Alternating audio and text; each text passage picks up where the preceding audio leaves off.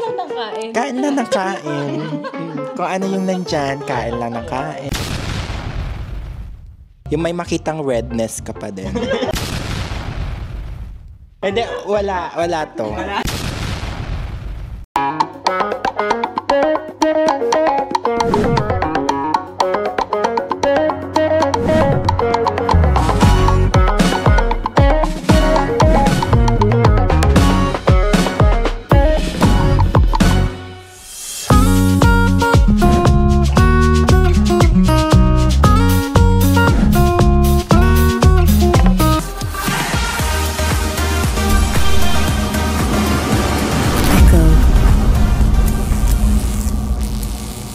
Di ba, nag-aaral tayo sa Pilipinas. Ngayon, pagdating natin dito, paano yung adjustment naman natin sa language without, medyo wag naman masyadong madrama. Pero, ano yung adjustment na ginawa natin to make sure na makapag-adjust din tayo sa language? Sign language. Totoo. Pag di mo pag di mo masabi yung gusto mo, naiintindihan naman nila yung action mo eh. Totoo yan. Para magsabi ka, ganun ba? Pwede yun. Ako parang ako dinadaan ko sa emotion talaga. Yung facial expression. Hindi ako maintindihan ng pasyente. Pero, okay. Alam niya na parang hindi ko gusto yung yung parang kailangan niya ng tumayo, kailangan niya ng mupo, kailangan niya kung hindi ka masabi ng dire-diretso, kaya naman ibang with your colleagues? With my colleagues, hindi, parang inaano ko talaga. Yung parang, kasi hodang mali yung grammar, at least I tried. Yes! Correct naman sila. Oo, parang, kung nagko-correct sila in fairness. Meron akong kasamahan na tinitignan niya talaga yung china-chart ko. Tapos sasabihin niya, Jericho, mali yung spelling mo ng ganito. Sabi, baguhin mo siya kasi tinitignan niya. Sabi, okay, which na-appreciate ko yun. Kasi, para at least sa susunod na matcha-charting ako, alam ko na. Ako naman, for example, may mga terms na hindi ako alam or hindi familiar. Meron akong maliit na notes. O maliit na notebook. Ayun. Notice.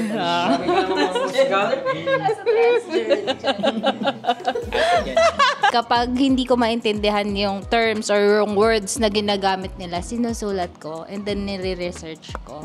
Or if ever man na meron akong ka-duty na medyo mapagkakatiwalaan ko or matatanungan ko, anong ibig sabihin nito? Tinatanong ko, paano siya i-use in sentence? Ganun yung umpisa ko. And then after that, ginagamit ko siya, tinatry kong gamitin in some other sentences. And then yun, hanggang sa natatandaan ko siya, paano siya ginagamit. Takot ba kayong magtanong pag di nyo alam yung something? Yes. Takot ka magtanong? Takot ako magtanong kapag alam ko yung pagtatanungan ko ay nakakatakot. Nagets nyo ba? Oo, kahit sino. Diba? Like, gusto mo magtanong, lagi nilang sinasabi na, nakfrage, parang ganun. Oo, pero nakakatakot, lalo na kapag yung pagtatanungan mo ay, nakakatakot din. Hindi approachable. Share ko lang yung experience ko sa Gustro. Sabi ba naman sa akin, syempre, ilang years tayong nurse sa Pilipinas, di ba? So, syempre, alam natin kumuha ng vital signs like BP, like pulse rate. Sabi ba naman niya sa akin, before ka kumuha ng vital signs, itry mo muna sa amin kung tama yung pagkuha mo ng blood pressure. Ganon sila kalala. So, yung mata mo, alam mong 36.5.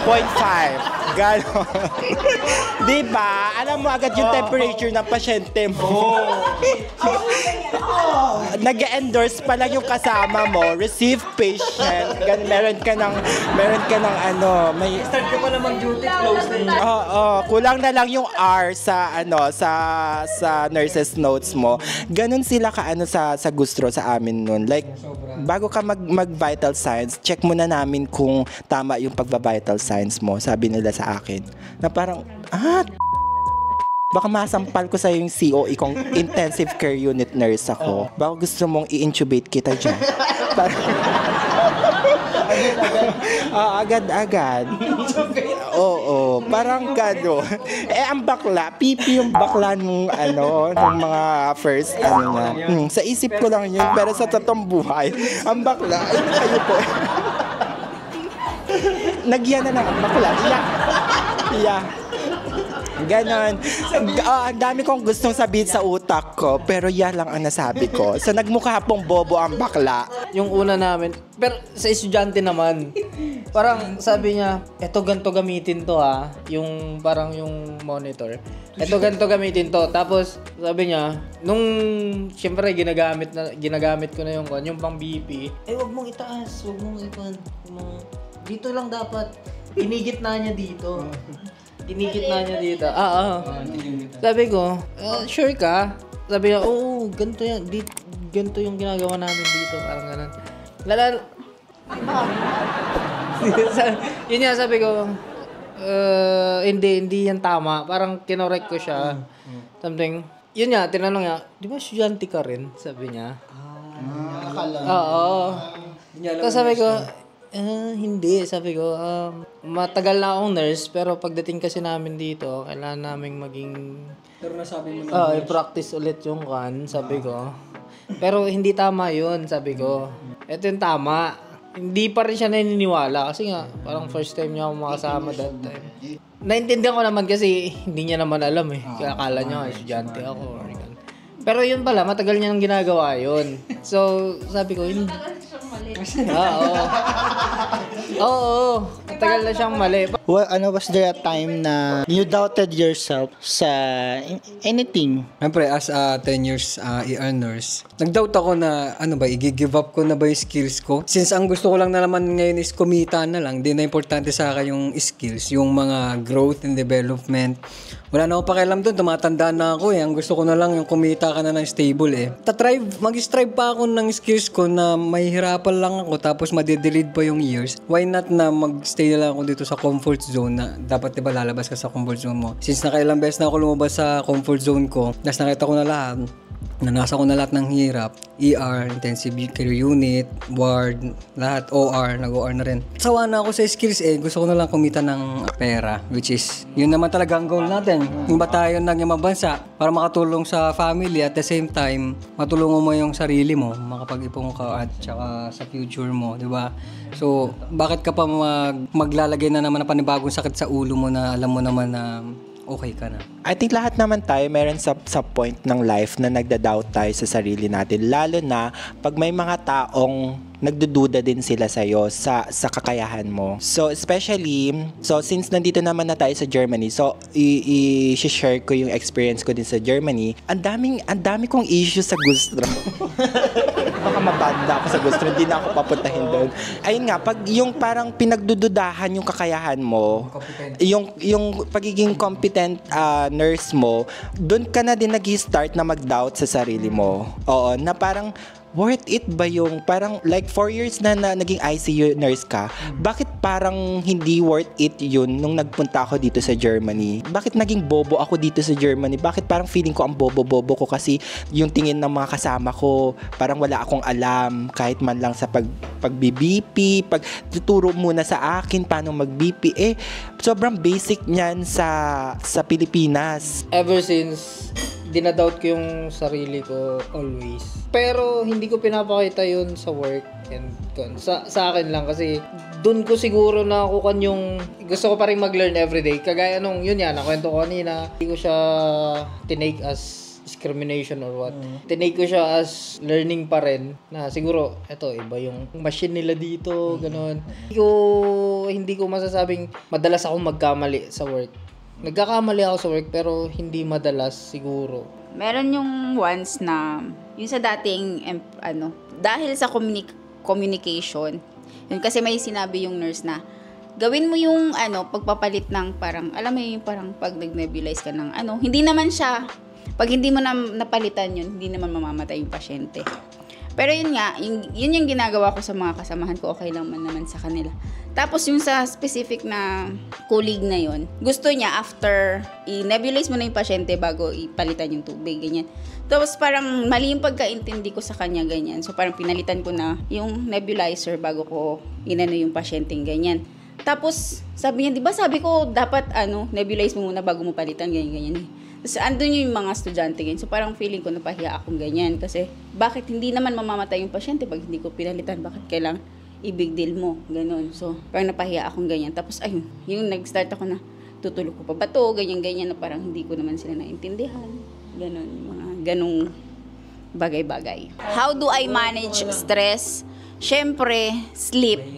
Sleep talaga. Doon talaga parang ko-compensate mo ganyan. O kaya minsan, kasi dito malapit lang yung berg ganyan. So, pwede kang mag-hike or pwede kang ng sandali, ganyan. Para maka ka ng fresh air, ganyan. Tapos, ayun, balik ka na ulit sa reality. Importante sa akin yung may nakakausap ako. Friends na nasa Germany, friends na nasa ibang lugar, sa Pilipinas. Basta may masabi mo lang kung ano nararamdaman mo or ano yung sitwasyon mo. Kasi parang, yan, friends, naglalakad, yung nagwo-walk, long walk, nakakatulong sa akin yung pag-vlog kasi parang nadadivert ko yung mga sitwasyon, yung isip sa pag-edit, pag-vlog. It's yung, expressing your creativity. Oo, totoo. Imbes na magmukmok ka, isipin mo lahat yung problema. Yung creative, nalalabas. Nalalabas mo. Let's be wholesome. Wala na po nung kahihiyan na yung mga nangyari sa akin dito sa vlog na to. Baka yung mama ko, 2 questions na lang. Bigay mo na sa akin to. So ako, yung way ko para matanggal yung stress is mag-travel. 13 countries na ako so far for almost 2 years here in Germany. So I've been already to. And yun yung pinaka nagustuhan ko. Aside from, syempre, hindi natin matatanggal na nandito tayo sa Germany para mag-work. Pero, we have to make also time for ourselves para mag-travel, magsaya. Hindi lang dapat puro work. Listening ng worship songs. Praying. Minsan kasi nangihina tayo, nagiging backslider. Madalas, hindi minsan, so nawawala sa Panginoon. Kasi na-meet mo na yung yung dreams mo so parang naisang tabi mo si God. ML. Masama pero Mobile Legends. Kasi nawawala na yung pagiging prayerful natin. So, mobile games. As a brother tayo ngayon, magpasalamat tayo sa Panginoon. Tayo ay nabubuhay dito sa lupang... Bakit ka natatawa? Okay na sana, nakalabas yan Pwede as a sister tayo. Distress ko is talking to family siguro, especially to my wife. Yeah, shout out sa my wife. Hey, Jessica. Hi, Jessica. Shout out po kay Jessica. From Pangasinan, Jessica from Pangasinan. Hello, wash out.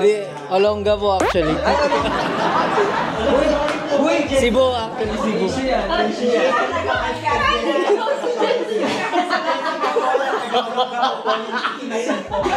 Sorry po kay Jessica na taga-Pangasinan.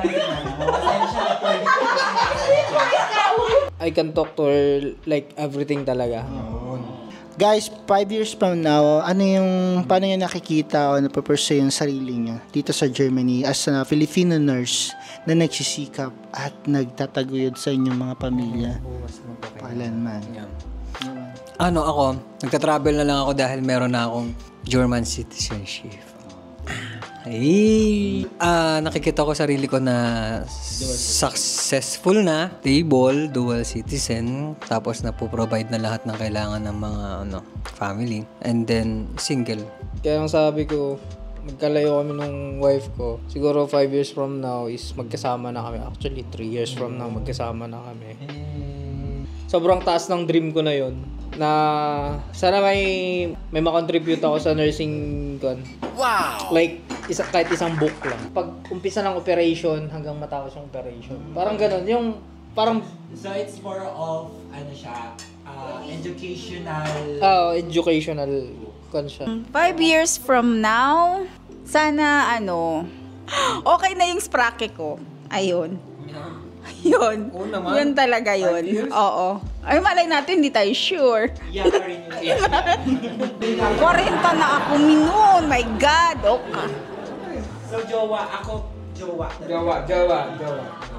Ay, hindi. Makapasa muna ako ng exam. Tapos, hinahinay lang. Ganon.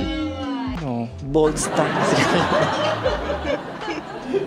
Hala, si Ian, naalala niyo yung mga pictures ko. Gusto ko, na ako, financially stable after 5 years. Like, parang hindi ko naiisipin na mag-ipon kasi, ayun nga, meron na akong stable na ako sa, may sarili na akong business din sa Philippines. Tapos, ayun, more travel. Naniniwala ako sa manifestation. Tapos, maniwala sa sarili, sa kakayanan. Lahat tayo ay tatagumpay sa buhay. Yun lamang po at maraming salamat. Ito po si Jessica Soho ang nagsasabi. Ngayon, bukas. At kailanman.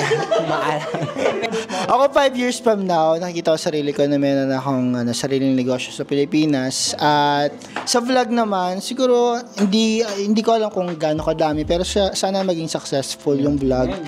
1 And million subscribers. sana tuloy-tuloy lang, financially stable, and yun, maging happy lang kasi lahat naman tayo yung mahirap ma-define yung happiness, pero kung i-manifest natin ay yung i-attract natin sa sarili natin yung happiness, makukuha naman natin yan everyday. We choose to be happy everyday. That's it for now. So thank you for watching, guys. Thank you guys for having us here sa Munich. And yun, nag-enjoy kami. Video, please subscribe and click this button below. Yes. Bell button below to notified Yes. kapag nag-upload siya ng video. Tulad ng lagi kong sinasabi, hamunin man tayo ng panahon, maraming dahilan para bumangon. Ako si Echo. And remember, stay cute. Bye! Hi!